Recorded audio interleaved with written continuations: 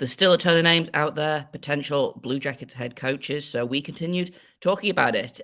We've got some internal candidates, some wild cards, and we have some fun with it today on this bonus episode of Locked on Blue Jackets. You're Locked on Blue Jackets, your daily podcast on the Columbus Blue Jackets, part of the Locked on Podcast Network. Your team every day.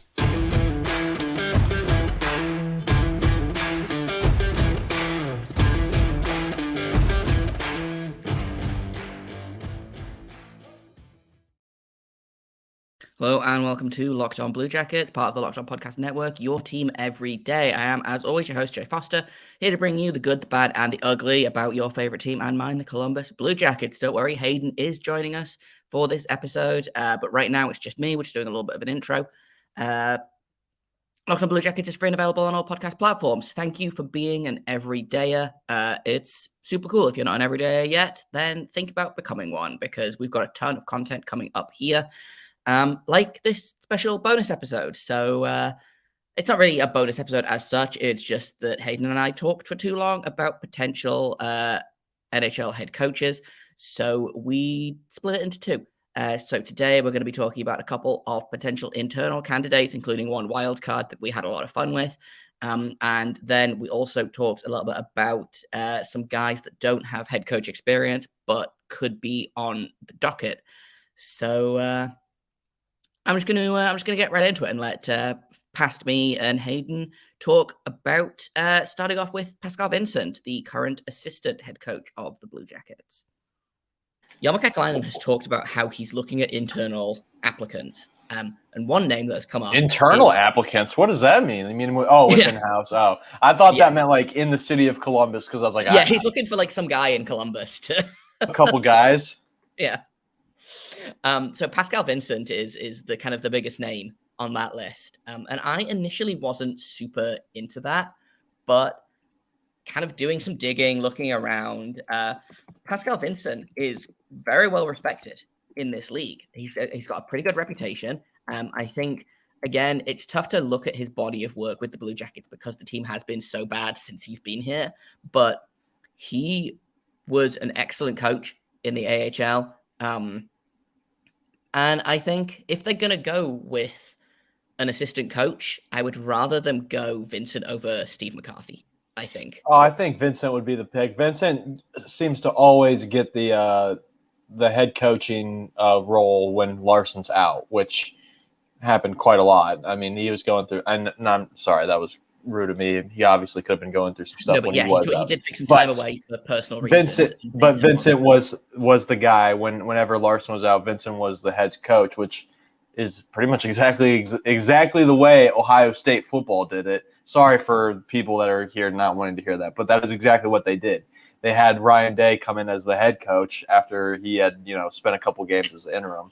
Yeah, I'd like Pascal Vincent. I mean, he seems like a guy. He's very much like Brad Larsen in a way that he came up through the Blue Jackets.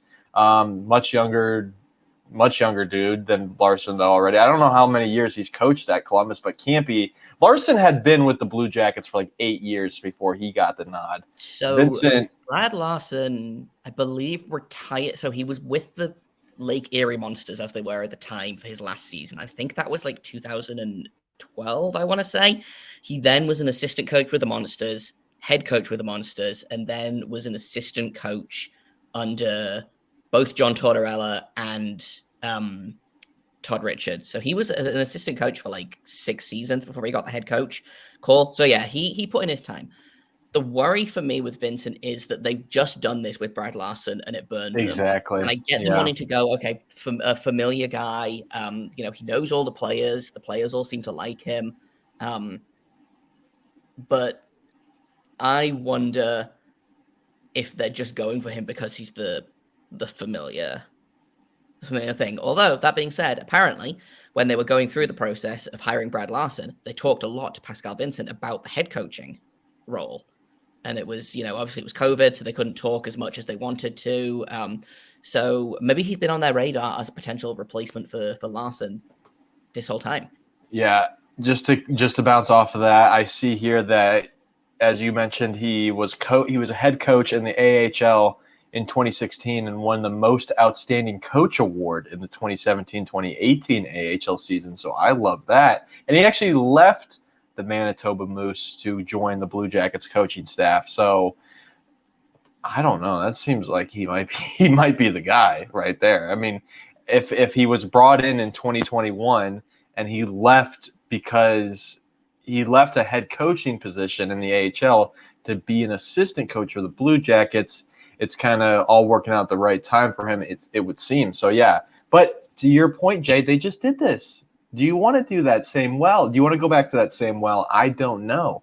I mean, if he's the right guy, he's the right guy. It doesn't matter where he was at beforehand, I guess. But still, though, I know the fans would be very upset at first, and that's one thing you have to consider, I guess. I mean, I personally wouldn't. I would think about if he's the guy, he's the guy. I don't care what the fans have to say. They can wait. But you got to be sure. You just got to be sure. Yeah, and it's always tough with these kind of things because, like, we don't know what these guys are like, and especially assistant coaches. They don't tend to talk to the media. They don't tend to be featured in, post-game stuff unless, the head coach is out for whatever reason. So, like, I feel like before Brad Larsen took the role, all we kind of knew about Brad Larsen was that he ran the power play, and the power play was god-awful, So bad. So all we know about Pascal Vincent is that he dresses nice. Yeah. And he's got a really good job. Yes. So, but I think Pascal Vincent's a really interesting name, and I would think he's probably high up on Yarmo's list. But yeah, I'm worried that they are just going to keep doing this. But like you said, the fact that he left a head coaching position in the AHL, and he was actually the assistant coach for the Jets for 5 years. Then they promoted him to head coach of their AHL team, which in my experience, it usually goes the other way. Head coaches at the AHL usually jump up to the NHL, but I guess he wanted that head coach experience, so they moved him down. I guess with the understanding that maybe he would jump back up and replace Paul Maurice when the time came to it. That obviously didn't happen. He came over to Columbus. My other thing, which I have to mention every time I talk about Pascal Vincent, and is my favorite thing about him, is that one of his more notable AHL coaching decisions is he loves to play 4 defensemen on the penalty kill. Instead of 2 forwards and 2 defensemen, he loves a 4 defenseman penalty kill. And I just think that's so fun. More positionless hockey. Yeah, I'm why a big not? fan. 5 forward power play. Let's do it. Yeah, I mean, it'd be better than having definitely you want more. So sorry, he plays 4 defensemen on the penalty kill. I mean, I don't absolutely hate that. I mean, it makes sense. I guess they're your better defenders.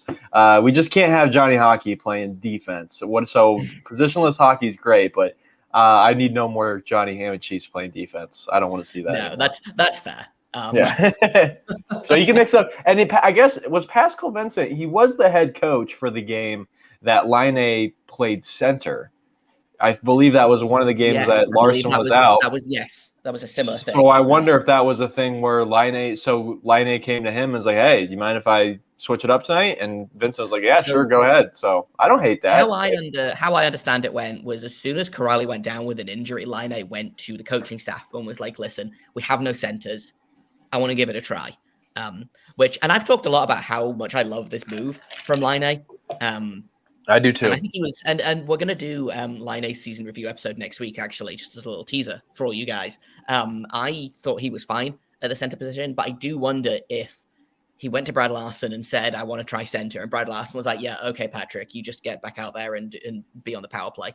And then Larsen went down, and Vincent's gone to Laine and been like, "Right, let's try this out," which does give me good vibes. The more I talk about it, the more I'm kind of talking myself into Pascal Vincent. He was a guy that was very low on my list initially, and then now the more I'm thinking about it, the more I'm like, oh, okay, maybe the timing makes sense, like you said. It does. For him, it is a good situation, and it's easy to see why he would be high on Yarmo's list.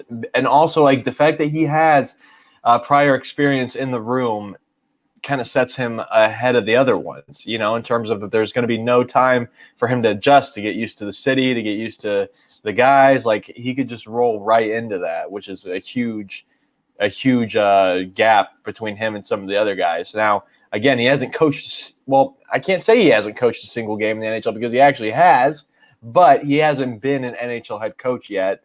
And again, that's the same well that you just went in. Just because it didn't work necessarily that first time doesn't mean it won't work again. And also, who's to say that it didn't work? Brad Larsen could get a job as an NHL coach. We're talking about available coaching candidates. I'm sure Brad Larsen doesn't believe that he's done. I mean, he can look at this and be like, I was coaching the crappy Blue Jackets. And people are going to be like, okay, yeah, you're right. You were coaching the crappy Blue Jackets. But I don't know. So I don't want to be – I guess it's not fair to Pascal Vincent to be like, oh, you haven't been an NHL head coach yet. I don't know if you could do it. Well, obviously, every coach at some point had. I was going to say, you've got to have your first NHL right. coach gig eventually. So it's like, it's stupid of me to go straight to that and be like, I don't like him because of that. But I could see why the fan base initially, if they do decide to hire Pascal Vincent, would be very upset. I can see that. Yeah. We're going to talk a little bit more about head coaches in just a minute, but first I've got to tell you all about eBay Motors. For a championship team, it's all about making sure every player is a perfect fit. It's the same when it comes to your vehicle. Every part needs to fit just right. So the next time you need parts or accessories, head to eBay Motors. With eBay Guaranteed Fit, you can be sure every part you need fits right the first time around. All you have to do is add your ride to My Garage, look for the green check to know the part will fit, or you get your money back. Because just like in sports, confidence is the name of the game when you shop on eBay Motors. And with over 122 million parts to choose from, you'll be back in the game in no time. It's easy to bring home a win when the right parts are guaranteed. So get the right parts, the right fit, and the right prices on ebaymotors.com. Let's ride. eBay Guaranteed Fit is only available to U.S. customers. Eligible items only. Exclusions apply. And I guess it comes down to, do you want, you've got a very inexperienced team. Do you want a young, a young/new coach that's going to grow with them? Or do you want an experienced head coach that can lead them? And that's where my next, this is my wild card pick. And I've been thinking about it for a long time, and it's never going to happen, but it would make me incredibly happy. Rick Nash. Oh, wow. Oh, okay. That was even better than what I thought. I thought you were going to say Sergei Fedorov for a second. Because no, I know he has been floating around. People are like, yeah, Sergei's going to come back. Fedor Tutin was the other guy that people keep talking about. There you go. The thing about Rick Nash with me is I get the same kind of energy from him as I do from Martin St. Louis, who obviously walked into a brutally bad Montreal Canadiens team. And like Cole Caulfield had, I think, one goal in his first 30, 40 games that season. Under St. Louis, he then went and scored like 30 goals in his next 40. So it feels like St. Louis, zero coaching experience apart from I believe he was coaching like his kids junior. Well, he was a coach for remember when we brought him in as he was the power play assistant. But he never had that was his most recent NHL coaching experience. And that was in God, I want to say that was 2016 or 17. It was the year that they had Sam Gagner. I remember. Yeah. Okay. But I feel like Rick Nash, again, he's been working a lot with player development. That's his role, I believe, is to work with the prospect development. Clearly, he's doing something right. I think the player development for Columbus is a really good system. I think he could be a really interesting outside-the-box choice for someone who isn't experienced, has a fresh set of eyes, and has a pretty decent track record of working with the young players. The young players all know him. He's a legend in Columbus. And I think sometimes you get possibly a mark against him is that if you're a legend for the team that you played for, then you don't necessarily become a good coach for that team, or even a good coach in general. Look at Wayne Gretzky, best player of all time, absolutely brutal NHL coach. But I don't know. I keep coming back to it as it's not going to happen. But what if it did? It would be pretty amazing if it did. Now, just from my general knowledge of Rick Nash and what he wants for his life post-playing, I believe he wants to be a general manager. I think that's where his goal is at in terms of his career. Now, if he was a head coach, if he was offered the job and decided to take it, he could obviously still become a general manager later on. So it's not like that this would be like switching the tracks or anything. But I do know that that's where his focus is at as a man professionally. Would he be a good coach? I don't know, Jay, because he hasn't had any coaching experience yet. He has been on the development team now, so he's working with young players. I know he would be a smash hit at that, obviously, because so many players nowadays grew up watching Rick Nash play. So they would he'd get instant respect from the room. There's no doubt about that. But yeah, go back to that issue with Wayne Gretzky. Just because he was great on the ice, can he put it into words? Can he put it into tactics for the players to use? I don't know. That would be kind of like a complete trial and error thing. And I guess where Yarmo would have to be sitting is wondering, are we in a trial and error situation? Can we afford to give Rick Nash the keys for maybe 2 years and keep being where we're at? Or do I need to go get a veteran coach? And I think that's the ultimate risk when it comes to that decision. But I agree with you, Jay. That would be a wild card. Probably not likely, unfortunately. As excited as it would be. We got his name in the rafters. That was a great start. Yeah, that was huge. Really great. That leads into what you just said. Actually, leads really nicely into what I was going to say next, which is, God damn it, I did it again. I got really excited about my point, and then I forgot it. Did you have another coaching candidate? No, I wanted to talk a little bit about Rick Nash specific. Well, not Rick Nash specifically, but yes, I remember what it was. Okay, I'm going to cut this out. No, you're good. I leave it in. Leave it in. Let the people think with you. Give them a picture inside your brain. It's really interesting what you've just said there, because I was thinking about, and I've been thinking about this a lot, is I wonder how much of the coaching decision is going to be made after the draft lottery. Because here's the thing. Connor Bedard is going to be in the NHL next season. I would find it very unlikely that any of the guys that are going to go 2, 3, or 4 overall, which for my money right now is Fantilli, Carlson, and Michkov in that order. I think Adam Fantilli goes back to Michigan for another season. I think Carlson goes back to Sweden for another season. I think Michkov goes back to Russia, possibly forever, but at least for the next 2 or 3 seasons, depending on how that contract shakes out, If the Blue Jackets get Bedard, I think the coaching conversation is very different, because the expectations for the team immediately become very different. If they draft a guy like Fantilli, who's going to be, a year, maybe 2 years away, I think there's a little bit more longevity of, maybe you can hire a guy like Rick Nash to come in and, again, grow with the team. Or if you get Bedard, do you go with a guy like Laviolette, who is going to be able to come in, make an immediate impact? In the same way that kind of with how I was thinking about Johnny Gaudreau. Obviously, that didn't work out. But part of the reason I think the Blue Jackets hired Brad Larsen was because they expected the team to be bad last year. And they didn't want to spend a lot of money on a coach when the team was going to be bad. The roster was subpar last season, I think is probably the kindest way to say it. But on the flip side now, you've got a bunch of young and up-and-coming players. If you add Bedard to that mix, do you then turn around and are like, okay, well, we need to go and get our coach that can win? If you don't get Bedard, if you have a guy, like a Fantilli or a Carlson that is a couple of years away, do you then kind of stretch that out? Do you go with a younger coach? Like, objectively speaking, like Rick Nash is I think, 40-ish? Maybe not even 40. He might not even be 40 yet. I'm not sure. No, he's 38. He is a very young coach. Still older than everyone on the team, because the Blue Jackets have one player over the age of 30 right now. But it's... can I guess? Is it one player over the age of 30? I think they have a couple more since the deadline. Who is it? Who is the one player over 30? Do you have it? Eric Branson. Branson.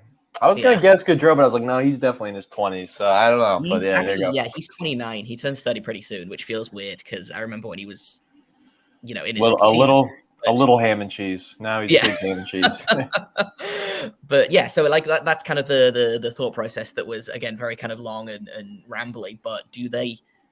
I think it depends on whether they get Bedard or not, as to what kind of coach they are. And we'll find out on Monday. I mean, we will find out on Monday whether we have Connor Bedard or not, because 8 o'clock is when the ball lottery is, and we know anybody who gets number 1 is going to be taking him. So I guess we'll find out after May 8th. The draft is until the end of June. So, but that's a really good point. Yeah, you don't want to hire. It totally changes. You're right. If you get Connor Bedard, you're in win now mode, because he is an elite center. You hope and maybe assume that he's going to be an elite center in the NHL right away, but Jay, how hard it is to get these guys go from draft to NHL ready. Look at the Rangers. Capo Kakko and Alex Lafreniere have just not worked out to the hype that those guys both had.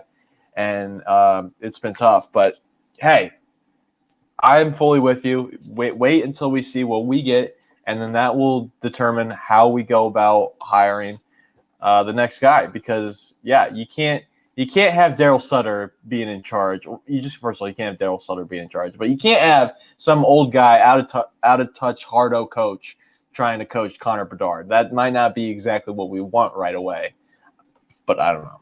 No, I was having a lot of, not necessarily stress dreams, but I was thinking a lot before they fired Larsen. I was like, God, we're going to get Connor Bedard and he's going to play him 8 minutes a night and I'm going to lose my mind about it. And that's not going to happen now. But I do feel like everyone's kind of waiting for Bedard. And then I think we'll probably see a little bit more rumors show up. We'll probably see a little bit more movement in the coaching. I know that they were talking about maybe waiting to see who gets knocked out kind of in the first round of the playoffs because sometimes coaches get knocked out. Well, yeah, I'm seeing Gerard Gallant could be free potentially. He was actually the next name on my list. They're saying he's on the hot seat. I don't think so. I don't think they'll fire him. I mean, they had a good year. They ran into a really damn good Devils team. They took him 7 games. I don't know. I mean, he's a great coach. I would want him back in Columbus because he's just done a great job pretty much everywhere he's gone, in my opinion.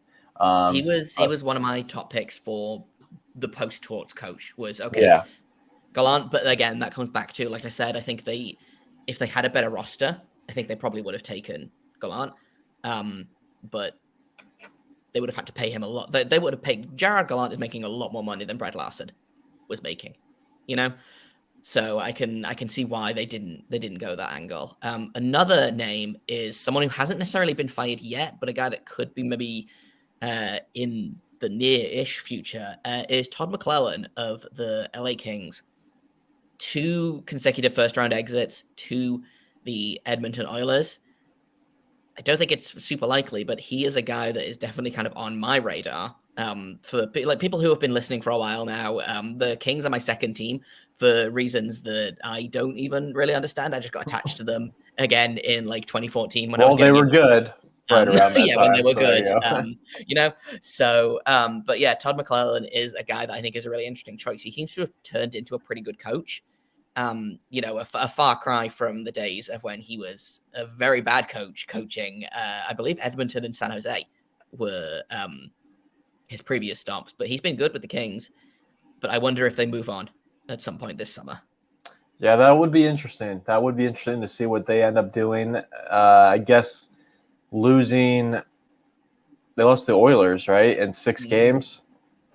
I guess that is a little bit. A guy coaching the AHL team who I think is probably in the mix for an NHL head coach job at the minute. Gotcha. So they might promote within now. They might be ready for that. Yeah, that's interesting. Exactly. So that's another guy. He's not available right now, but in the same vein of Gallant, I think he could be. It could be, yeah. And then the third name on my list for that is, again, a guy that's not been fired. If the Leafs do not win the Cup, is Sheldon Keefe available? Yeah, I mean, I don't know. The only reason I would get behind Sheldon Keefe is because of the drastic, but also somewhat similar situation he would be going to. It'd be a drastic change in the sense of obviously the market size and the expectations, but it would be somewhat similar in the fact that the Blue Jackets are wanting to win now. We are not in another, let's rebuild. We are now okay, we've gotten a lot of good pieces here. Let's try to put it together.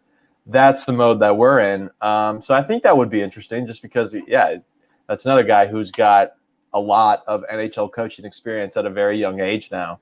I assume he's young. He looks young. It can't be older than on the younger side of things. Let me look this up. But yeah, it's not necessarily a name that I'm yes, I absolutely. He's 42 years old. Yeah, that's young. That's definitely young. Yep. Side, but he was, I believe, coached a very, very good Marlies team. Got the call, got promoted from within, unless I'm misremembering this completely. And again, he was handed the Leafs kind of at the same point in their, not necessarily rebuild, but he was given the Leafs kind of as Matthews and Marner and Nylander all kind of hit their prime and were ready to go. And he just kind of managed to find a way to make it work And Here's the thing, though, I know Jay. the memes and the jokes. I don't think and he's you gonna can't make it I don't past think he's round gonna get one. fired. You think they're going to keep him around if the Leafs? I mean, they finally got past the first round. That was like their Super Bowl pretty much, or their Stanley Cup pretty much. Like I know that's not. They have higher expectations than that, obviously, but he's the first coach to get them out of the first round in 19 years. So why wouldn't they want to keep him around? I mean, I would love to have him, but the truth is he's survived the last 4 years the last 3 years without getting fired. So I don't know. I feel like that would be shocking.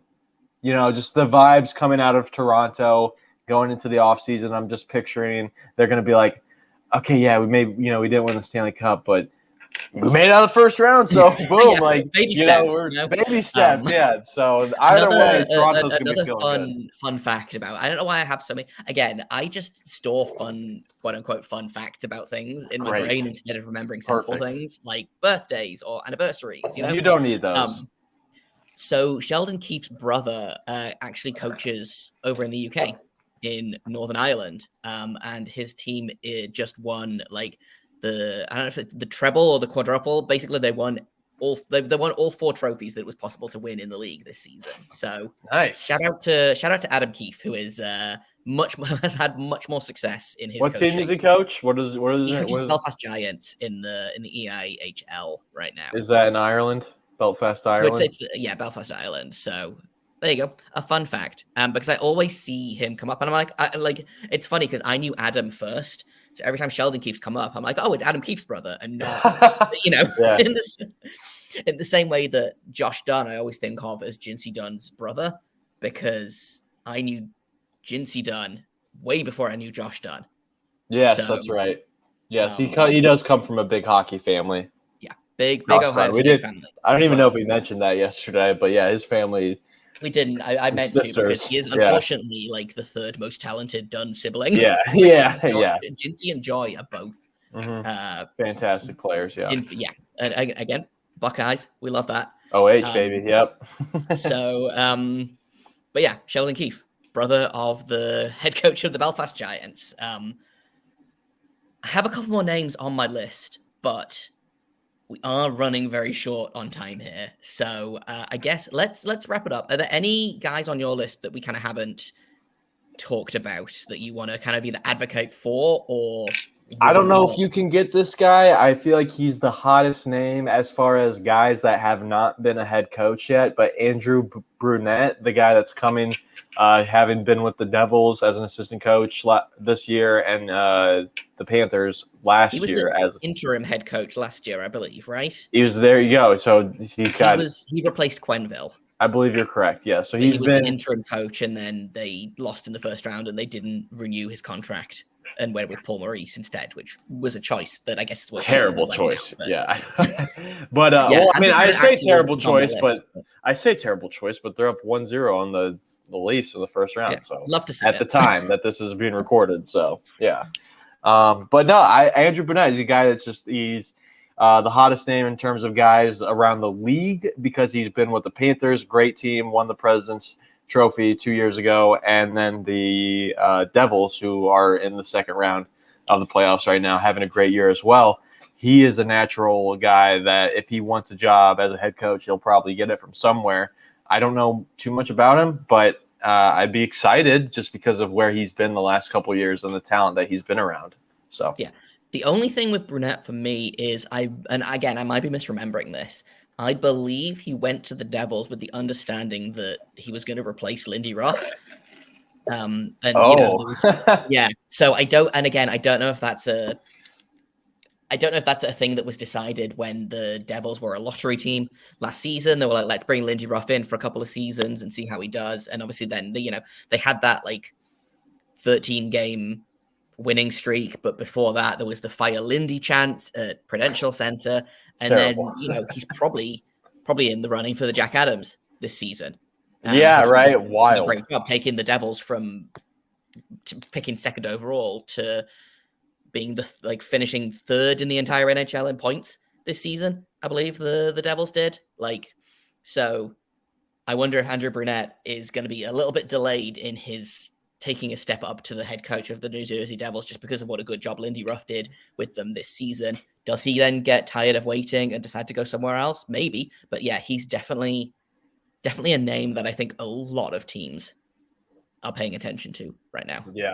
Yeah, definitely. So is Laviolette still? Let's yeah. After talking about all of them, yeah. So for people at home, we have been talking for 50 minutes about this. So this is actually episode 2 of our conversation. But let's wrap this all back round. Let's finish off. Let's conclude.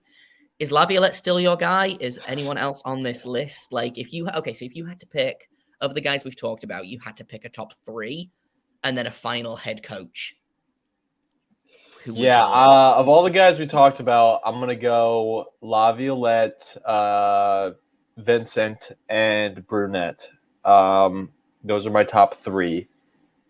And if considering all of them, I'm probably going Laviolette still, just because of the experience, just because he's got to have the attitude at this point as a guy like, gosh, can I just get a spot that I can call mine? Can I just build up a team? He's been to so many teams. He's coached so many NHL games, has a great winning record. He's won, over 700 games as an NHL coach, has a good winning percentage.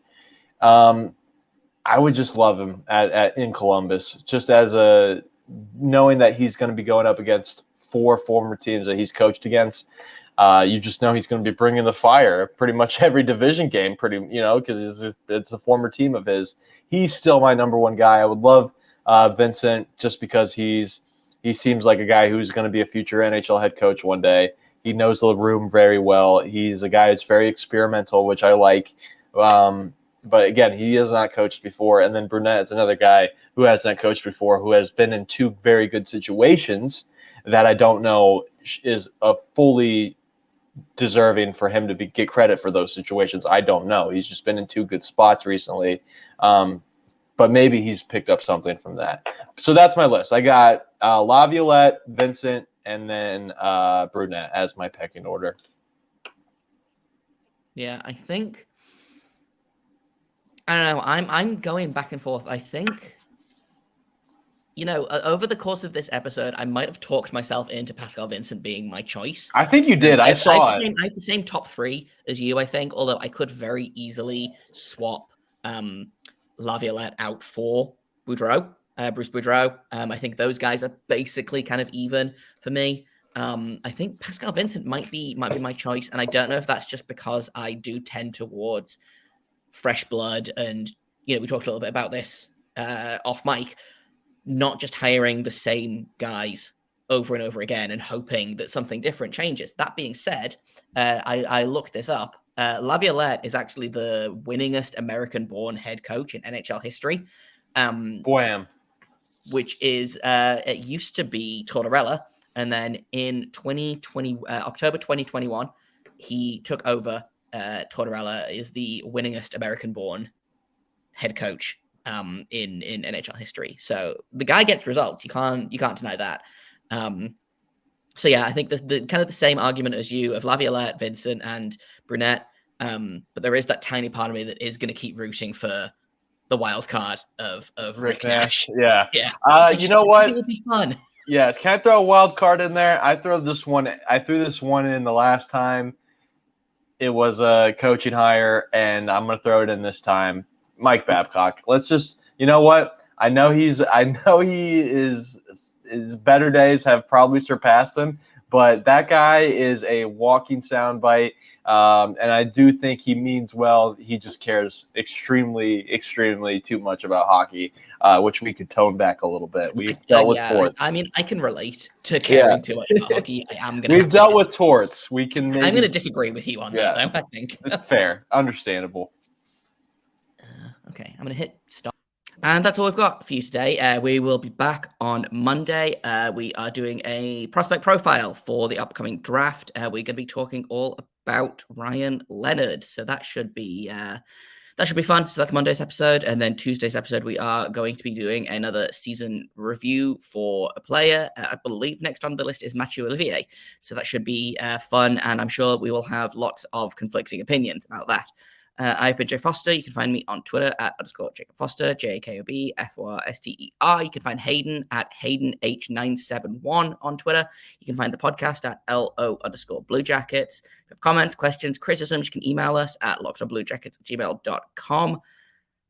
Enjoy your weekend. And until Monday, make sure you stay locked on.